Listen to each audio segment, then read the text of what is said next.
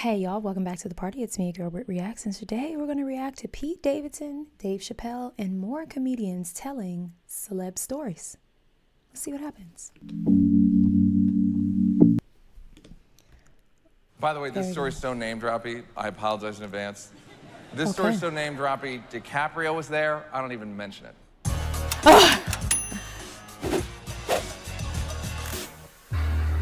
Famous people are weird as shit. I've reacted to him, They're all right? weird. Your suspicions are correct. And they would all come in to Saturday Night Live, and they'd have to meet with me because I was a little rat writer, and they'd have to talk about the sketches. They'd sit on my office couch that had like bed bugs and stuff. It was great. Like, they were famous, but it was my couch. It'd be like if you went into your childhood bedroom and Joe DiMaggio was sitting there. Yeah, he's Joe DiMaggio. He's a legend. He had sex with Marilyn Monroe, but only you know where the bathroom is. I'm gonna drop the name, all right? Okay. The day after I broke my foot, Glenn Howerton, my friend Glenn Howerton. No clue. No clue. Who is almost 50, but for this bit, he's over 50. I needed to, come on, who cares about logic? He broke his collarbone. So I called him up, giving him a little solidarity, a little support. Hey man, I broke my foot. What happened? Now in my mind, I'm thinking, well, he was probably reaching for a bag of Sun Chips wrong and his collarbone broke or something. And he said, yeah, I was snowboarding. I landed a flip wrong. All right, fuck off. Right. Fuck off. Right. You don't need to go to that much hassle. Once you get to a certain age, you don't need to do, I don't even think that's what happened. I think he's lying to me. I think somebody slammed a door near him and then his collarbone fell into his ass cheek and he told his wife, just duct tape me to a snowboard and push me down a Black Diamond Trail, please. Give me some dignity for God's sakes. Now I'm gonna drop another name. That was so, like, detailed. But funny. It took me a minute to catch on. It was funny. I've never reacted to this gentleman. I missed his name in the beginning, but Mulaney before this. I think I've reacted to him here on the channel. I think it's funny when celebrities tell other celebrity stories, especially when it shows how, like, normal celebrities and their friendships are to whatever degree, and just shows us that, like, you know, they break bones too. I don't know. A month after I broke my foot, Tony Hawk All right. broke his femur in two. Pow! Landed a vertical wrong. Oh. Was out in his warehouse doing his verticals, landed it wrong, broke his femur. Ah. DMs me a picture of his x-ray. He's like, looks like we're in the same boat, buddy. I'm like, no, we're fucking not. Is he friends with a bunch of You just athletes? Jackie Chan'd yourself into even more coolness.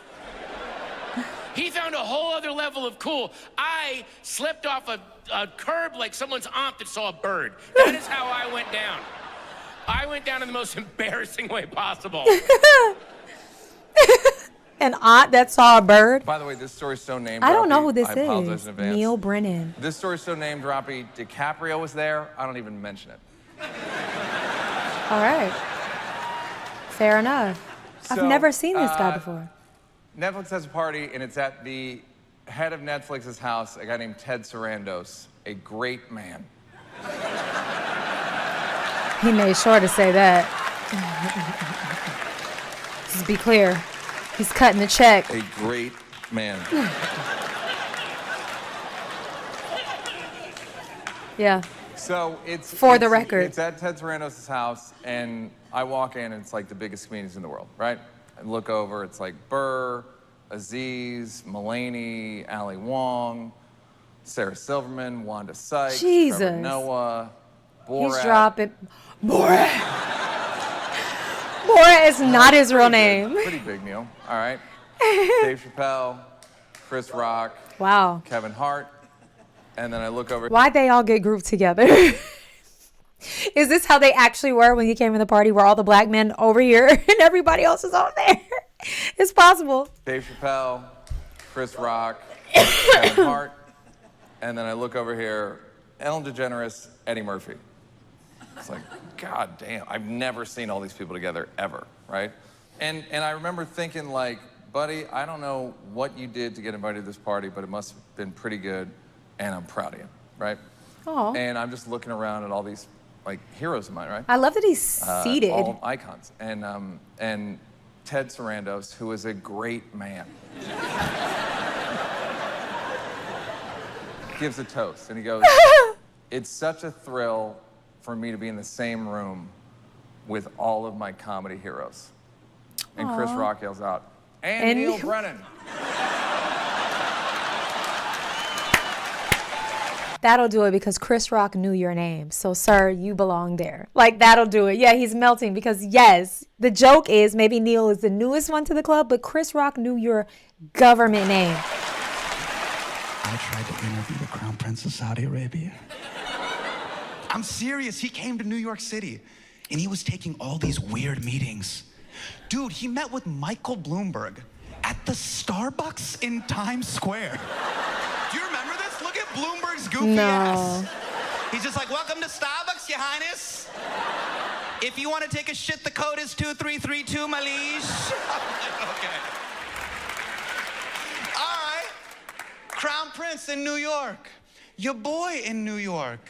Your boy. Let me shoot my shot. Let me slide in the DMs. It'll be funny. Now, Bina has a slightly different take. Because she has a PhD. Bina, his wife? And I do PowerPoint comedy. Is it just me or is this man like wildly attractive? Like the symmetry in his face. He's got big, gorgeous teeth, big eyes. His hair is perfect. And then he's got on this monochromatic nude number down to the boots. And I'm like, sorry, I can't focus because you just look like a Ken doll. Like, what the heck? Have I reacted to him before? I don't think so. I can't get over it. He's so handsome. And perfectly dressed. PowerPoint comedy. So she's like, "Hassan, do not antagonize the Saudis. It's dangerous." I go, "I know." No. She goes, "I'm serious. Don't do the interview." And I go, "I won't." And I meant it. But then she left the room. He's the definition of a guy, my father, who doesn't give a fuck. He just doesn't care. I've seen him at before, all. but I've never watched his comedy. Tony, some people are like that, you know? Take Tony. I don't know why he is the way he is, but he just couldn't care less about anything. And that's good. That's good. You know, I mean, I remember one time we saw, I was in a pizzeria with him, and I saw Steven Tyler, you know, from Aerosmith. In the pizzeria? And everybody was like, "Oh, you know, that's him." And my dad was like, "I know who that guy is." And I was like, yeah, everybody does. He goes, "Yeah, fucking guy." He goes, "I got to say something to him." I was like, "Dad, please don't say anything to him. Please don't say anything to him." He goes, "I got to say something to him, Chris. He's napkin blotting the oil off his pizza." So that's a sin. It is a sin, and it's wildly offensive, not only to Italians, but New Yorkers in general. It's like, no. Don't come here and order our pizza and then LA it. Keep the fat. Like, I will hold up my New York slice and watch the fat drip just because it makes me happy. All right? My husband and I have this disagreement all the time. Like, I'm not a big pizza girl, but if I eat pizza, it has to be a New York slice or an attempt at it, I guess, depending on where we are. But he's like, I can settle for, like, DiGiorno. I'm like, glitching. Like, his favorite pizza is Pizza Hut, and I just want to vomit. Chris, he's napkin blotting the oil off his pizza. So that's a sin. He should get punched in the face for that. He can't do it. I was like, "Dad, don't do it." He goes, "I'm doing it." And he walks up to me and goes, "Yo, Bon Jovi." No, Bon Jovi. Don't napkin block the oil off your pizza, you loser. And he was like, "I'm Steven Tyler." He goes, "You suck."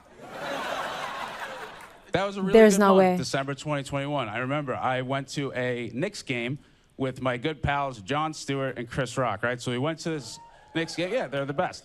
And very hilarious that they hang out with me.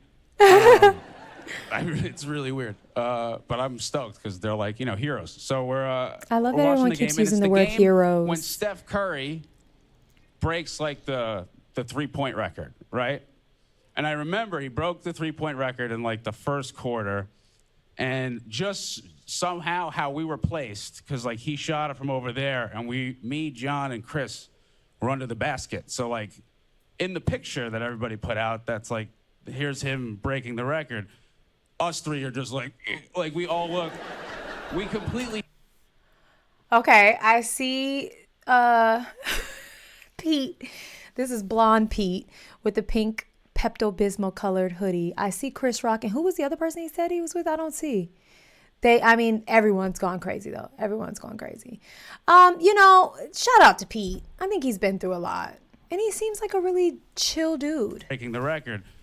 Us three are just like we all look. He shouldn't go blonde again though. Photobomb like his like whatever basketball card that's gonna be like forever. And it was such a good night, but it's just so weird because like since then, horrible things have happened to me and Chris. Oh, a la the slap, and I'm assuming the stuff with Kim K maybe, because he's talking about 2021, so it feels like. So Jon Stewart, if you're watching, watch your fucking back. Okay, first of all, I didn't even know Kevin was as successful as he was. We've watched this one together, right, Shit guys? out the hard way. I was at home and my son busted and he said, Dad, I need $250. He's only 12 years old, so I freaked out. What's going on, nigga? Somebody trying to kill you? This man is so funny. Said, no. Kevin Hart's coming to town and I wanted to see his show. I said, well, how much are the tickets? He said, they're $125. I said, God damn, mine are only 80. I said, well, why do you need $250 then? He goes, because I want to go with you, Dad. Please. Aww. And there it is. So I took him to the show. And we sit right up front. The lights go I'm down. sure if your dad is Dave Chappelle, you're not paying for tickets to go see Kevin Hart. Right? So I took him to the show. And we sit right up front. The lights go down, and one opening act after another goes on. Then Kevin takes the stage.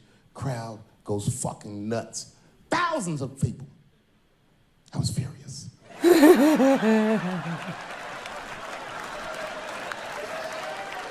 I feel that rightfully so. Rightfully so. The longer the show went on, the madder I got. Because his show was fucking outstanding. It was maddening. These people were fucking holding their stomachs. My son was slapping his knee. I'm like, yeah, nigga, I do this too. Ooh. Kevin says, good night. The crowd goes crazy. And then everyone starts walking to his door and the lights come on. And then my son is just standing there looking at an empty stage. People are pushing past me and nobody's recognizing me. I'm like, man, this No way. fucking sucks. No way. I do not believe Come on, this son, story. Let's get out of here. There's no way. And then my son looks back at me and he says, Dad, please, I have to meet him. I was like, oh my God. So I took him backstage. I've known Kevin for years, but can you believe I was scared to knock on his dressing room door? I almost said, I said, son, I haven't seen him for a long time. And one of Kevin's goons opened the door. Not goons. Hey, what's up, Dave Chappelle? What you doing, man? It's good to see you, brother. What you doing in this area? This is a terrible area. Yeah, actually, I live around here.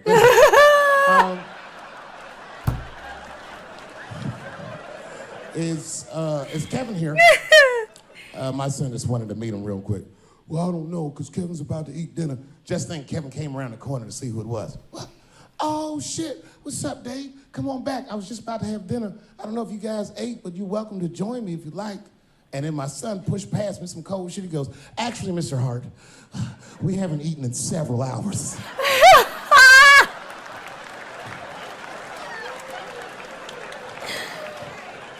Man, Kevin took us into his back room. This guy had a fucking spread. It was Tuesday night. This motherfucker was having Sunday dinner. It was steaks, chops, corn with butter all over it. My son was eating all fast, embarrassed me. I was like, slow down, son.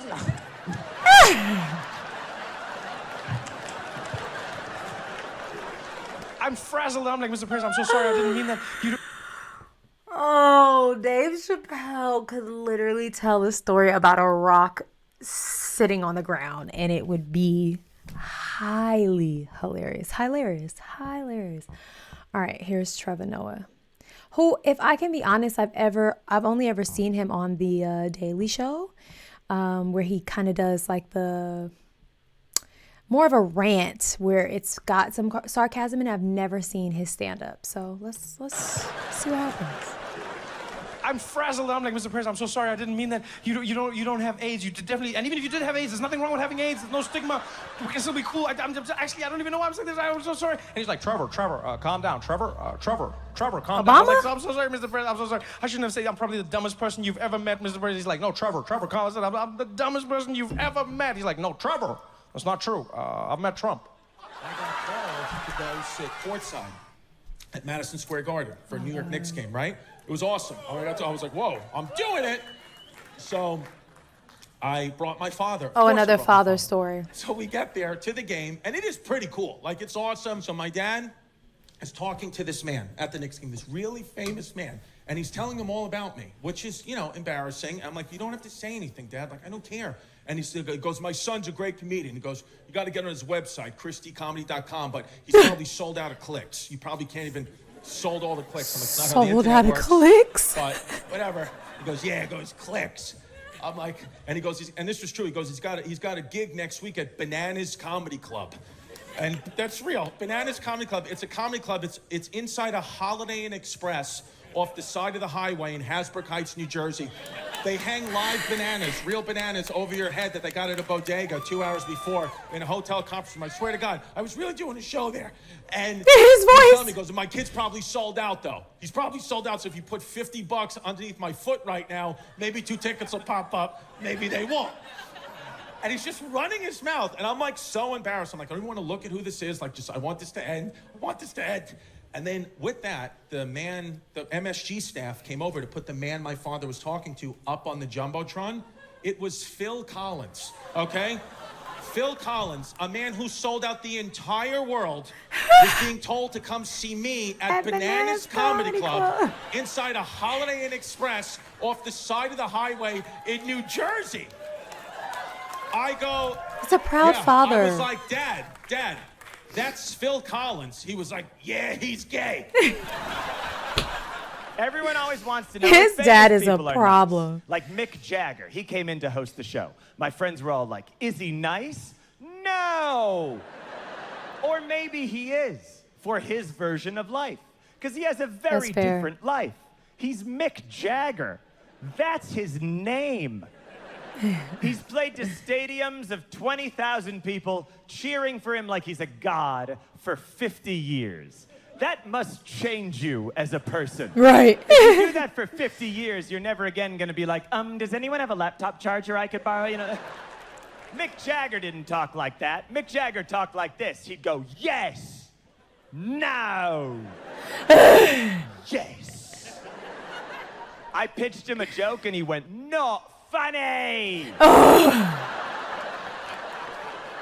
I mean, people say that on the internet, but never to your face does a British billionaire in leather pants go, not funny.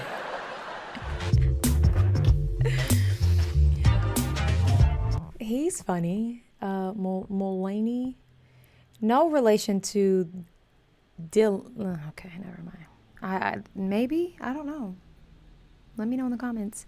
I found that to be very funny. Let me know if some of these gentlemen that I haven't reacted to, I need to react to. And let me know your thoughts on everything else. All right. Go and have the day you deserve, friends. Love you. Mean it. Bye.